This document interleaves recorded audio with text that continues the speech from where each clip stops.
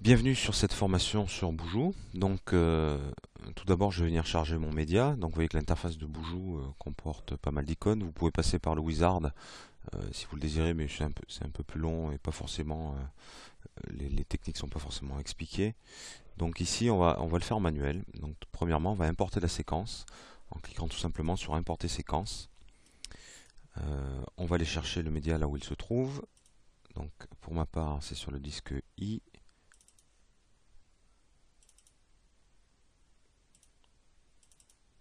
Voilà, donc le média est en Full HD 1980, 1920 par 1080. J'ai fait, je l'ai rendu en H264, c'est-à-dire j'ai comprimé l'image d'origine de façon à ce qu'elle soit pas trop lourde à charger. Alors, soit vous chargez directement le fichier d'origine mais qui est assez lourd, soit vous faites sous After ou Premiere, vous faites un export en le compressant légèrement de façon à pouvoir traquer correctement, enfin plus rapidement dans Boujou. À vous de voir. Donc là, je charger la version toujours en Full HD mais en H264, donc qui est compressé. J'ouvre mon média. À partir de là, mais bien évidemment, je peux soit demander qu'il débute à l'image 0 et finir à l'image de fin de film, soit bien évidemment, je peux rentrer directement ici l'image de fin ou l'image de début. Donc vous voyez qu'il recalcule automatiquement, il coupe le film à l'endroit où j'ai demandé de s'arrêter. Donc moi, je vais rester quand même sur les images d'origine. Euh, c'est bien évidemment un film qui n'est pas entrelacé puisque c'est du Full HD. Par contre, le type de mouvement, je vais prendre Nodal Pan parce que j'effectue un panoramique dans ma scène. Euh, si vous prenez Freemove, ça veut dire que la caméra se déplace aussi sur des trajectoires, ce qui n'est pas le cas. C'est juste un panoramique. Donc à partir de là, j'ai terminé de configurer ce menu ici. Donc je fais OK. Donc ce que fait Boujou, il va me récupérer ma séquence. Ici sur la timeline en bas, on a bien de l'image 0 à l'image 610. Si je clique, je peux déplacer ma tête de lecture et effectuer le mouvement, revisualiser le mouvement de la caméra. Donc une fois que c'est fait, ce qu'on va faire, c'est éditer les propriétés de la caméra, c'est-à-dire que Boujou a supposé qu'on utilisait tel type de caméra. Donc là, il s'est pas planté au niveau, c'est bien la HD en 1920-1080. Par contre, là où il s'est un peu planté, c'est ici au nombre d'images par seconde. Donc nous sommes bien à 25 images secondes et non 24, ce qui peut décaler légèrement votre film dans le temps. Donc vérifiez ici, on est bien en 25 images secondes. Et à partir de là, on fait OK. Donc il va réajuster tout ça. Ensuite, eh ben, tout simplement, on va lancer le tracking en cliquant sur Track Features ici. On va afficher la totalité du panneau. On peut régler le nombre de points. Bien évidemment, au plus vous montez en sensibilité, au plus le tracking sera long. Donc on va essayer de trouver un bon compromis. On va le mettre au tout début ici à 2 crans à peu près, à gauche. Vous voyez, il y a quand même assez de points pour effectuer un bon tracking. Tout le reste est OK. Donc on ne touche à rien d'autre. Et on clique sur Start. À partir de là, Boujou va effectuer le tracking, donc repérer des points, des pixels sur l'image et les suivre dans le temps. Donc les petits traits verts que l'on voit, euh, c'est les petits traits jaunes pardon que l'on voit, c'est tout simplement la trajectoire de, de chaque track qui sont en point rouge ici. Donc je vais mettre sur pause le temps d'effectuer le tracking parce que c'est à peu près c'est relativement long. Hein. Donc vous voyez, je suis à 13%. Donc je reprends dès que c'est terminé.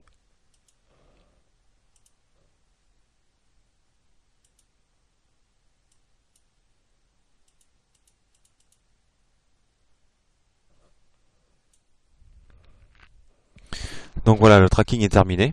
Donc on voit bien les trackers ici en rouge qui sont toujours présents. Hein. Si on déplace le curseur de la timeline, qu'on remonte, donc on voit bien les trajectoires en jaune ici de chaque point de track. Donc bien sûr, au plus le mouvement est rapide de la caméra, au plus les trajectoires jaunes seront allongées. Donc on balaye toute la séquence ici. Et à partir de là, on va pouvoir demander à Boujou de créer la solution de caméra, c'est-à-dire à déterminer la caméra par rapport à tous les points traqués. Donc il suffit tout simplement de cliquer sur Camera Solve ici. On ne coche rien, on clique tout simplement sur Start. À partir de là, ici on voit bien sur en pourcentage le temps pris par Boujou pour calculer la solution de caméra. Donc cela va relativement vite.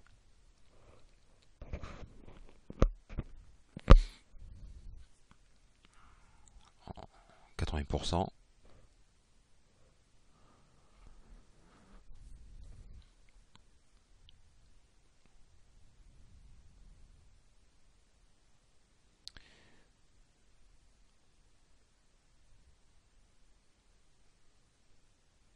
Voilà, c'est terminé. Ok, donc on voit que tous les points rouges sont transformés en points de couleur qui sont dus en fin de compte à la qualité du tracking.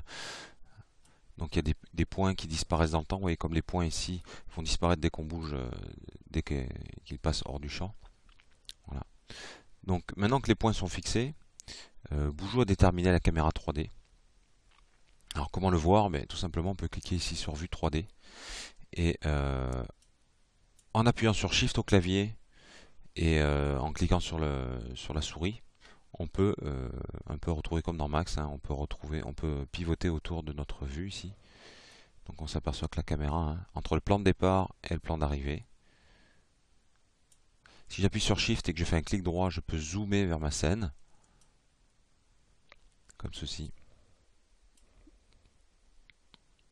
Voilà, donc il va falloir maintenant donner des références à Boujou. Tout simplement, on s'aperçoit que là, la caméra monte vers la gauche, alors que logiquement elle ne devrait pas monter puisqu'elle devrait être sur le même plan. Donc je repasse en vue 2D. Et maintenant, je vais venir choisir dans ma vue des points pour définir des références par rapport à cet univers 3D ici. Donc, tout simplement, je vais déterminer un plan pour fixer la hauteur de ma caméra. Alors ici, je vais prendre le point qui est ici. Vous voyez, il change de couleur. CTRL, et je vais prendre le point qui est ici, qui sont à peu près à la même hauteur. Je vais cliquer sur Scène géométrie. Et je vais ajouter Add coordonnées, ici, comme ceci. Et je viens cocher Use Camera Center as a Selected Point. C'est-à-dire que le point de la caméra sera déterminé comme un point. Donc avec les 2 points supplémentaires que j'ai sélectionnés, on aura 3 points par lesquels passe un plan. Donc on va pouvoir dire ici que c'est un plan qui est parallèle à XY. Alors pourquoi XY? Tout simplement, si je viens dans Max ici, je regarde les coordonnées euh, de ma zone ici, mais tout simplement X et Y dans Max sont les coordonnées planaires pour représenter le sol. Z étant la verticale. Donc on va le spécifier ici pardon. Donc je reviens sur Boujou. On va le spécifier à Boujou. Donc j'ai bien 3 points sélectionnés. Je vais les connecter à ce que j'ai sélectionné. Alors logiquement je devrais avoir marqué 3 points. Donc on va bien s'assurer qu'ils soient bien sélectionnés. On va recommencer à sélectionner les points. Donc 1, 2, CTRL, Use ici. Ah ben c'est bon, donc ça devrait marcher aussi, comme ça il prend en compte la caméra, donc il l'affiche pas ici. Donc il met les 2 points connectés, et à partir de là, c'est bon.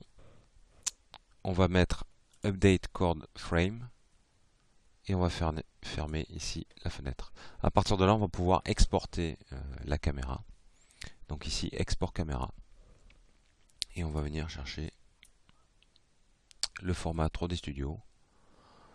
On prend un Static Camera Moving Scene, Panning Camera Translating Scene ou Moving Camera Static Scene. C'est-à-dire c'est la caméra qui bouge et la scène est statique. Hein, on voit bien que la scène est statique autour. Ok. Et on fait sauvegarder. Alors, je vais donner l'endroit où on sauvegarde les données.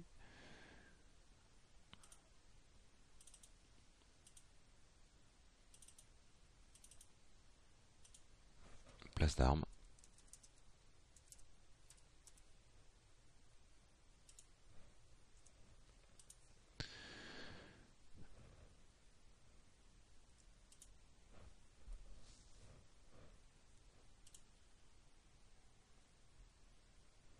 Et c'est fini pour Boujou. Il ne nous reste plus qu'à aller dans Max ici et récupérer le script. Donc tout simplement on fait Max Script, exécuter script.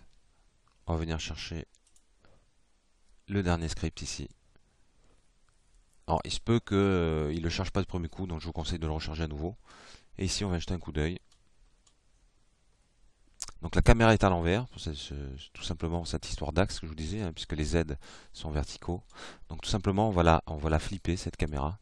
Mais je ne vous conseille pas de sélectionner la caméra. On va appuyer sur H pour faire afficher la liste des éléments présents dans la scène. Et on va prendre Boujou Data. C'est lui le référent pour toute la scène de tracking. Une fois que Boujou Data est sélectionné, on va cliquer sur miroir ici. Et on va venir cocher Flip en Y et Z. OK. Et à partir de là, on s'aperçoit que la caméra est revenue normale. J'appuie sur C. On a les points de track. Alors tout simplement pour vérifier que tout soit correct, on va venir charger notre arrière-plan. Pour charger l'arrière-plan, on fait vue, arrière-plan, arrière-plan fenêtre. Et on va venir charger notre film. On coche bien les trois cases ici et respecter bitmap. OK. Et on fait clic droit sur la vue et on affiche la zone de sécurité. Voilà, comme ceci, on s'aperçoit que les points de track suivent bien notre scène ici. Alors logiquement, si on a donné un bon plan de référence, la grille qui est ici, notre grille, voilà, qui est ici, doit être parallèle au sol. Donc elle passe bien par les points que nous avons sélectionnés tout à l'heure ici. Et c'est parfait, c'est ce qu'on veut pour pouvoir récupérer le sol. Si jamais ce n'était pas le cas, on peut absolument changer ici à partir de max, tout simplement en toujours prenant garde d'avoir sélectionné Boujou Data, en faisant clic droit déplacer. Et regardez, on peut déplacer verticalement cette grille pour qu'elle corresponde au sol sans aucun problème. Oui, j'ai joué tout simplement ici sur les axes. Donc elle va bien représenter notre sol. Je peux faire aussi échelle si jamais j'estime que l'échelle de ma scène n'est pas correcte. Donc je vais agrandir ma scène comme ceci, déplacer et je vais redescendre ma grille au niveau du sol comme ceci. On peut faire rotation, on peut bien éventuellement jouer sur la rotation si jamais je m'aperçois que mon sol n'est pas tout à fait parallèle au véritable sol. Et bien tout simplement on peut jouer.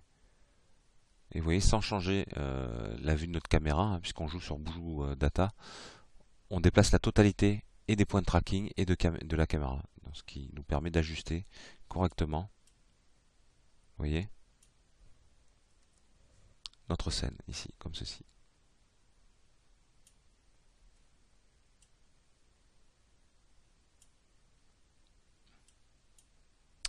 Voilà pour le tracking, c'est terminé, et puis je vous souhaite